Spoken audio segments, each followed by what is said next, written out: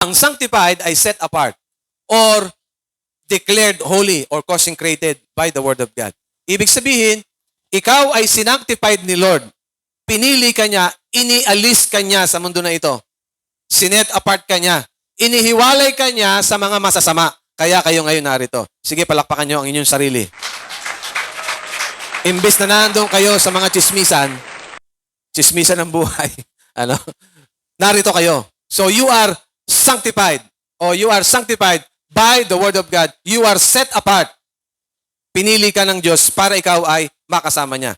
And then yung justified, declared and made righteous in the sight of our God. By our Lord Jesus Christ. Ikaw ay justified. Ibig sabihin, pag kami nagsasabi sa iyo, di ba makasalanan ka? Hindi. Binili na ng Diyos ang aking kasalanan. Kaya ako ay wala ng kasalanan. Then you are justified. Diba? You are made righteous before the sight of our God. Kaya sinasabi ng diablo sa iyo, tinanggap mo na si Kristo bilang Panginoon tagapagligtas, pero sila sabi ng diablo sa iyo, ikaw pa rin ay makasalanan, ikaw pa rin ay punong-puno ng kasalanan. Pagka na umuo ka, ibig sabihin, hindi mo alam na ikaw pala ay binili na ikaw pala ay na-justified na ng ating Panginoon. God made you righteous in His sight. Yan yung justified. Ginastify ka na. Kumbaga, sabi ni Lord, okay ka na sa akin. Kasi gawa ng dugo ni Kristo at yung tinanggap ang ating Panginoong Yesus. Okay, tuloy tayo. Para maging totoo ang sanctification and justification sa atin, kailangan tayong mag-adjust sa mundo na ito. Sabi ng Matthew 12:36, "But I say to you that for every idle word men may speak, they will give account in day of judgment. But I say to you that for every idle word men may speak, they will give account of it in the day of judgment." So sa mga huling panahon o huling araw, ang lahat ng mga walang kabuluhang sinasabi mo ng iyong bibig ay bibigyan ng kaparusahan o judgment sa mga huling araw. Ang problema kasi ng tao, na-justify ka na, na-sanctify ka na, ay bumabalik uli dahil dun sa ating mga salita na hindi tama sa harapan ng Diyos.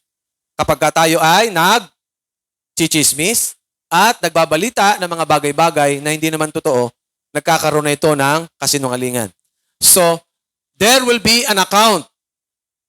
All mankind will be accounted for the word or for the idle words that He has spoken. Yung mga sinalita mo na wala namang kapararakan, walang kakwenta-kwenta at walang manner o walang magandang idinulot sa kapwa ay huhusgahan ng ating Diyos. Yes, we are sanctified and we are justified. But we must learn from our words. So we must be careful for every words that will come out from our mouth. Binili na ng dugo ni Jesus ang ating kasalanan. Pero habang tayo ay buhay, meron tayong tinatawag nating pananalita araw-araw. So we must be very, very careful for every idle. God will bring every work into judgment. Huhusga ng Diyos ang lahat ng ating ginawa. No? Including every secret thing. Nako, dito may maraming secret. Yung mga hidden na ginagawa ng tao. Every work, lahat ng kilos, lahat ng gawa. Thinking, executing,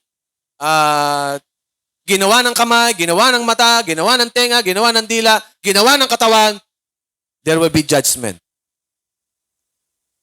Gusto ng Diyos na ikaw ay totoong ma-sanctify at ma-justify. Kaya habang tayo ay buhay, meron tayong accountability to maintain our justification and sanctification. We have our duty to maintain the cleanliness before the face of our God. Hindi yung ikaw ay tumanggap na kay Kristo bilang Panginoon tagapagligtas ay tapos na. No. You have this duty to maintain your cleanliness before our God. In and out ay ikaw ay malinis. Including every secret thing, whether good or evil. It will bring into judgment. Merong judgment mga kapatid. No? Merong kahantungan ang mga bagay natin, mga pinaggagawa. Kaya kapag ka i-assess mo, itong nagdaang isang linggo, ano ba mga pinaggagawa mo sa iyong buhay? Ikaw ba'y nandaya? Ikaw ba'y nanloko? Ikaw ba'y nagsinungaling? Ikaw ba ay ng 11? Ikaw ba ay ganito? Ikaw ba'y ganyan? Marami kang ginawa, no? Sa harapan ng Diyos.